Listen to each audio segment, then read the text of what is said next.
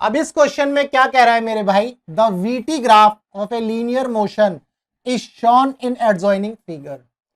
VT graph दिया हुआ है लीनियर मोशन का, लीनियर मोशन मतलब स्ट्रेट लाइन के मोशन का ग्राफ दिया हुआ है, वीटी ग्राफ। दैट मींस ये वेलोसिटी है और ये टाइम है, दिया हुआ है वेलोसिटी टाइम ग्राफ एक लीनियर मोशन का।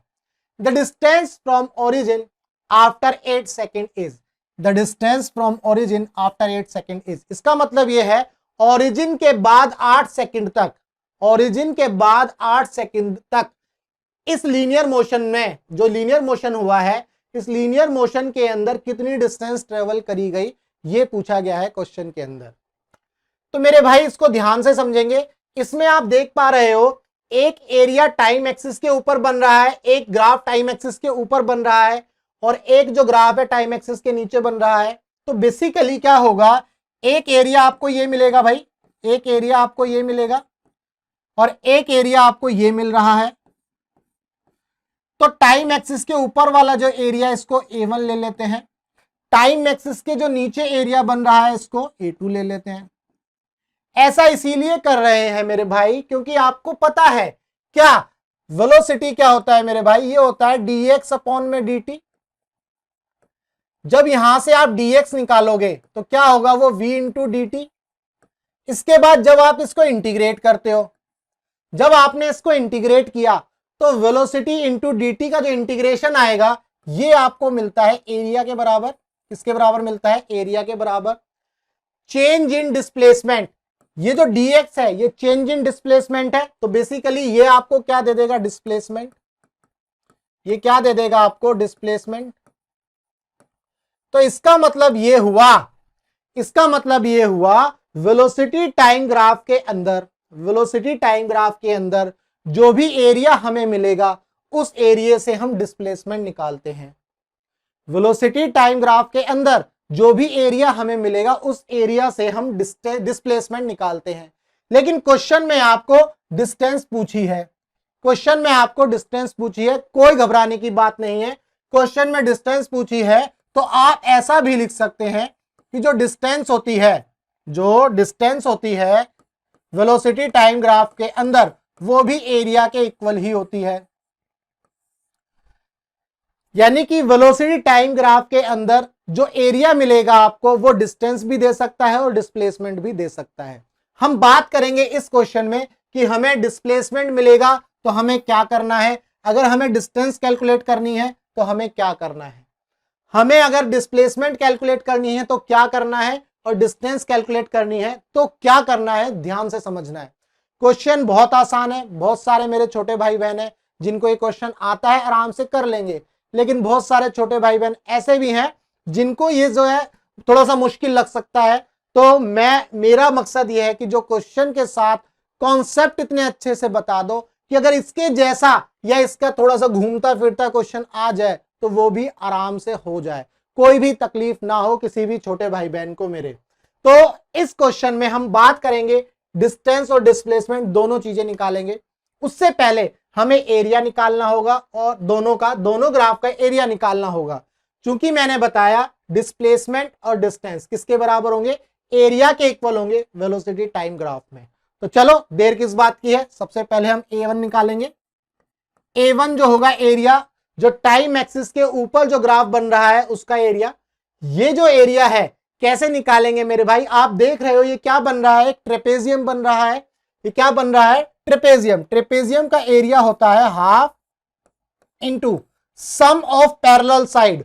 सम ऑफ पैरेलल साइड, भाई एक पैरेलल लाइन ये है और एक पैरेलल लाइन ये है, इन दोनों पैरेलल लाइन का सम कर देंगे तो ये पैरेलल लाइन जो है इसकी लेंथ कितनी आ रही है, 4। ऊपर वाली जो पैरेलल लाइन है इसकी लेंथ आ रही है 2 + 2। देखो मेरे भाई ऐसे मत कर देना, देखो ये एक हिस्सा हो गया, एक ये हिस्सा, समझ पा रहे हो, तो ये दो हिस्से से मिलकर बनी है, यानी कि 2 into distance between the two parallel line. भाई ये दो पैरेलल लाइन है, एक ये पैरेलल लाइन एक ये पैरेलल लाइन, इन दोनों पैरेलल लाइन के बीच में जो डिस्टेंस है वो ये है, या आप बोल सकते हो हाइट। तो ये कितनी है, 4। तो मेरे भाई ये 4 आ गया, 2 2 = 4, ये हो गया 6 × 2, दैट मीन्स 12 मीटर। इसका मतलब आपको एरिया A1 मिला 12 मीटर, एरिया A1 मिला 12 मीटर। क्लियर है?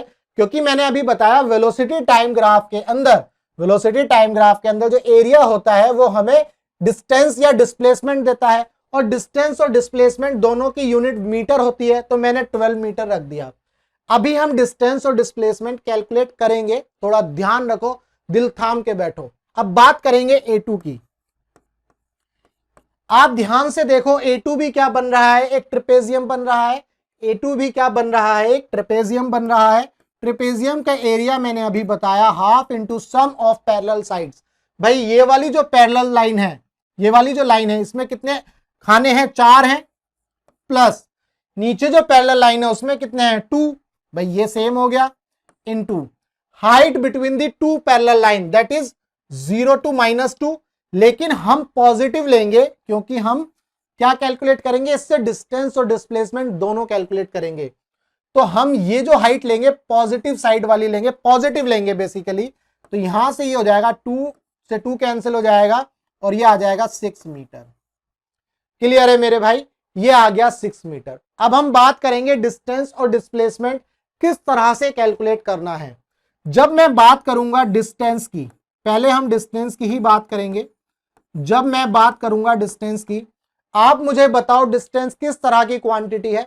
डिस्टेंस जो है एक स्केलर क्वांटिटी है, डिस्टेंस एक स्केलर क्वांटिटी है। डायरेक्शन का कोई फर्क नहीं पड़ता, वेलोसिटी की डायरेक्शन नेगेटिव हो, किसी भी चीज का कोई फर्क नहीं पड़ता डिस्टेंस के ऊपर, क्योंकि डिस्टेंस कैसी क्वांटिटी है, एक स्केलर क्वांटिटी है। तो जब डिस्टेंस एक स्केलर क्वांटिटी है तो इस केस में ये जो नेगेटिव -2 है इसका कोई फर्क नहीं पड़ने वाला। हम सिंपल क्या करेंगे, इस एरिया को और इस एरिया को ऐड कर देंगे। भाई A1 प्लस A2 कर देंगे। A1 प्लस A2 जैसे ही आप करोगे तो ये हमें मिलेगा डिस्टेंस।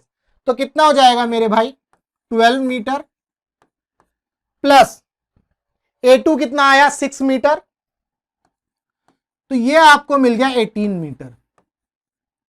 तो इस लीनियर मोशन के अंदर जो ग्राफ आपको दिया है VT ग्राफ, इसके अंदर जो डिस्टेंस आई 18 मीटर आई।